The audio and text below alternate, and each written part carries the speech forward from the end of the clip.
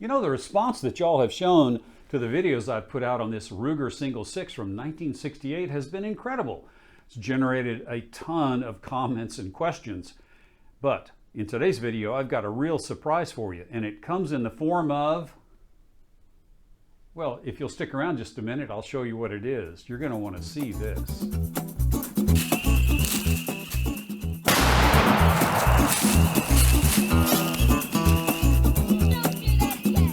Hi, George here, and welcome to Tales from Target Suite, where I'll share my perspective on guns and shooting, and we'll share an adventure or two that'll make even a grown man smile.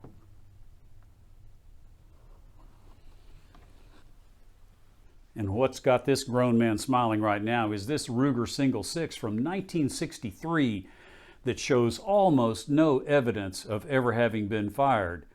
But I want to thank, first of all, my friend Hans for loaning this to the channel for some time for me to do some shooting, some showing off, some evaluation, and today we're going to use it to do some comparisons with the 1968 Single 6 that we've used in several videos now, the Ruger Single 6 that came from the pawn shop and has all kinds of problems.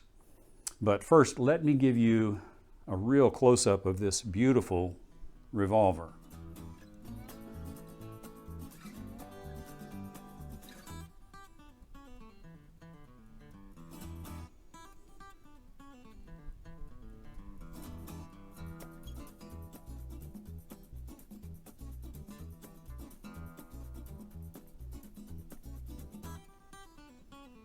One thing I noticed right away, and I hope it focuses here, is that the crown on this Ruger Single 6 is concentric to the bore. And you know, I talked a lot about how the crown on the 1968 Single 6 that I've been making videos with was off center. And so this crown is dead concentric to the bore itself.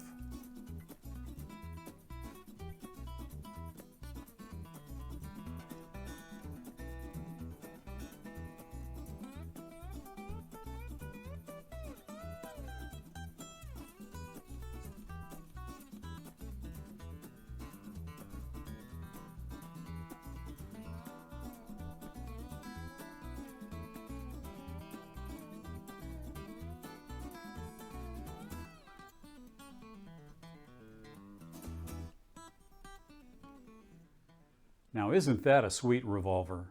Okay, I would say that the answer to that question is a resounding yes. This is a really, really nice revolver, and I can't wait to get it to the range to do some shooting with it. But the problems that I was having with this Single 6, the 1968 version, and for you guys and girls that haven't been with this with the series all along, I'll just tell you, it's the chamber to bore alignment with this guy that's been the problem. And in last week's video, I gave a really close-up look at the chamber alignment and explained both the left and right misalignment as well as the up and down misalignment. And I'm going to put a link here and you can go check that out. And so what we're going to take a look at right now is that up and down misalignment. And so let's take a look inside this guy right here and see how the chambers line up using the Tesla Borescope.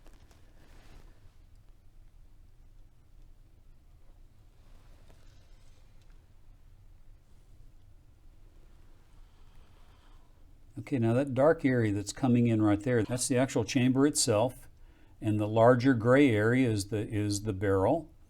And so as I rotate that in, you can see that it pretty well lines up center with the barrel. And let's go to the next chamber.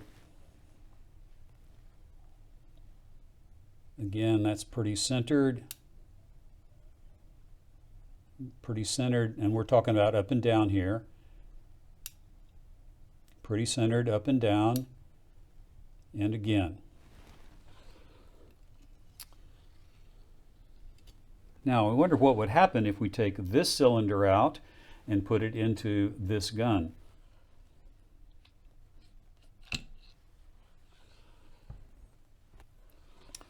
Okay, now we have the 1963 cylinder in the 1968 Single 6. And let's see. Let's see what it looks like.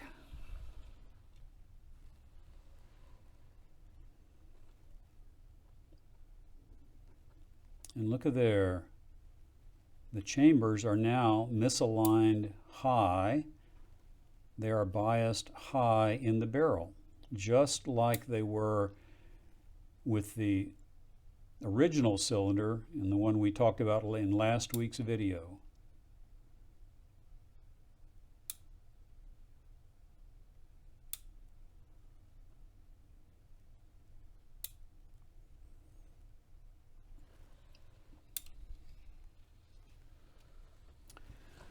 So one of the biggest questions that came up in the comments revolved, that's interesting, revolved around whether or not this original 1968 cylinder was machined with the chambers in the wrong spot.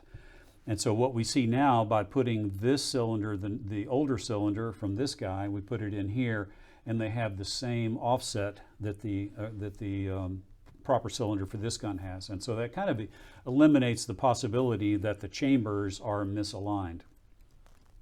But this is the 22 long rifle. This is a convertible model. This is the 22 long rifle chamber or cylinder.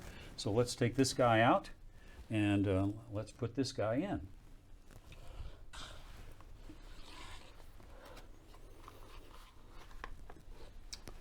Isn't that a pretty red bag?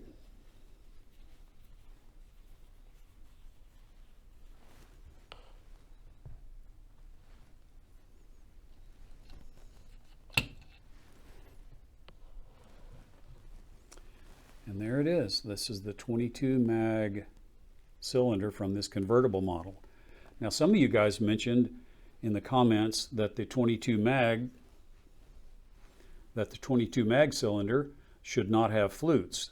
But in the earlier guns of the single 6 series, including my 1968 model, the Magnum cylinder did have these flutes. And so you can look at the back of the cylinder and you can see the distinction. Individually recessed cases mark the 22 mag cylinder. This general recess all the way around marks the 22 long rifle cylinder.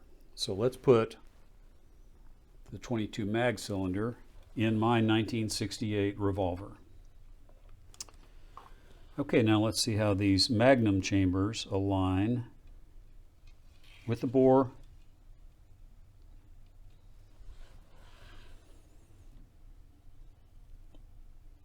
Okay, again, these chambers are biased high relative to the barrel itself.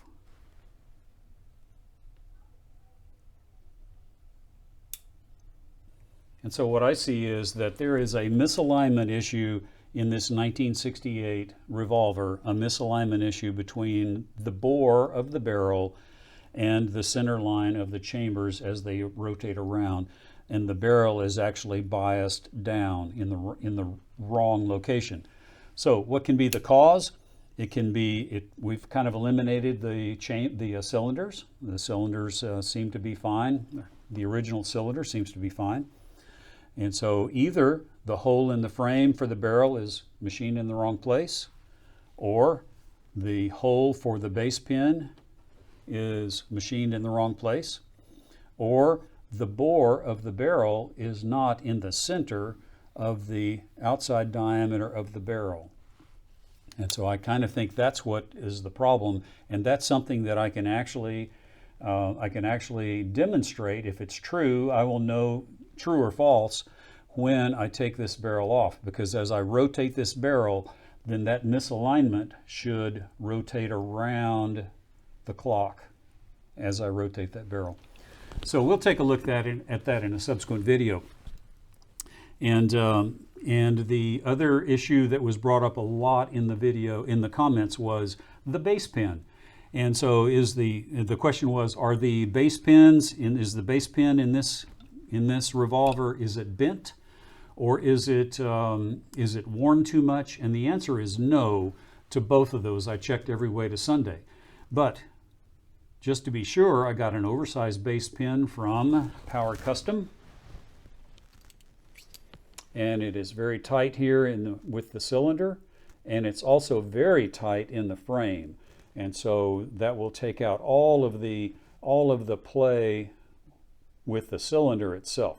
And so once we get the final product done here with all of these parts fitted from Power Custom, then we'll put in the base pin and we should be good to go. And we'll do that in a subsequent video. So I think that's, I also, one of the other questions was, have I, and this is relative to the accuracy issues, have I slugged the barrel? And I had not, but I have since slugged both this barrel. This is a takeoff, and this is the one that we're going to put on the single six to see if it will solve the up and down issue.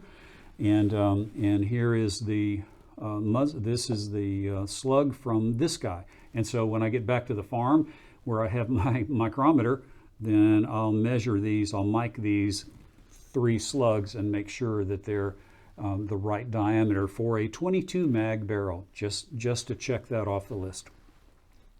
So I want to thank you for watching again, another in this series of this saga of the Pawn Shop 22 Magnum. And I want to thank you guys and girls for watching, for sticking with me through all of this. It's been a lot of fun. A lot of guys have asked me or have commented that I should throw it in the lake or other such things, but it's way too much fun going through the investigation, the engineering, and ultimately the gunsmithing that's going to be required to fit these parts from Power Custom. And so while I am not a gunsmith by any stretch of the imagination, I do have some mechanical skills. And with the help from Mr. Ron Power, I think we're going to be able to get these new parts fitted and get the rotational issues, the timing of the cylinder fixed. So I hope you'll stick around. It's going to be probably 2 or 3 weeks or 4 weeks before I do another video in this series, and I'm hoping it might be the last in this journey of getting the alignment correct so that we can see if the gun will then shoot accurately. So thank you very much for watching, and I hope to see you in the next video.